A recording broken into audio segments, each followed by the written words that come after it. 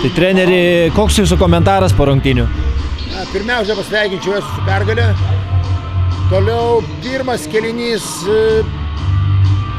neblogas, pirmas kėlinys.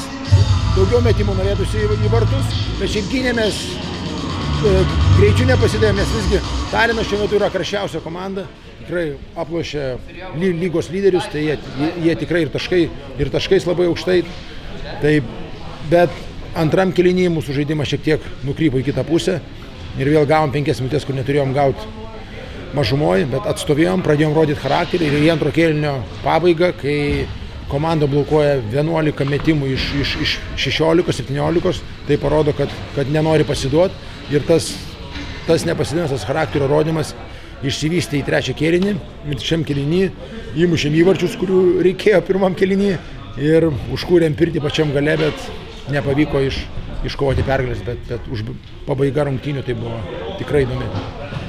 Būtent apie antrąją dalį rungtynių, kurį tikrai rodėt puikią gynybą ir nemažai laiko žaidėt mažumoje. Turbūt žiūrint į šitą yra nemažai potencialo, ką galima kitose rungtynėse ar ateityje sezone paversti.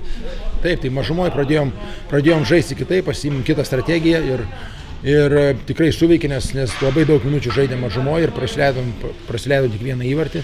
Tai manau, šitoje vietoje mes turim gerėti ir gerėjam. Tai dabar reikia tik tai gerint puolimo vietas. Reikia mušti įvarčius tada, kada reikia, o ne pačiam gale, kai labai sunku tai padaryti. Reikia pradžioj, tada komanda užsiveda ir visai kitas atsinešimas į rungtynės. Ar manote, kad toks geresnis žaidimas savotiškai yra ir tai, kad prie jūsų prisijungia keli naujokai? Tai žinoma, gerinam. Žinoma, kad komanda stiprėja ir tikimės tos pirmos pergalės ir šiandien buvom turbūt arčiausiai jos. Tai toliau gerinsim treniruočių procesą, gerinsim žaidimą, nenorim pasiduoti ir ateina tikrai sekančios rungtynės su naujais varžovais, ruošimės joms ir kovosime. Sėkmės. Ačiū.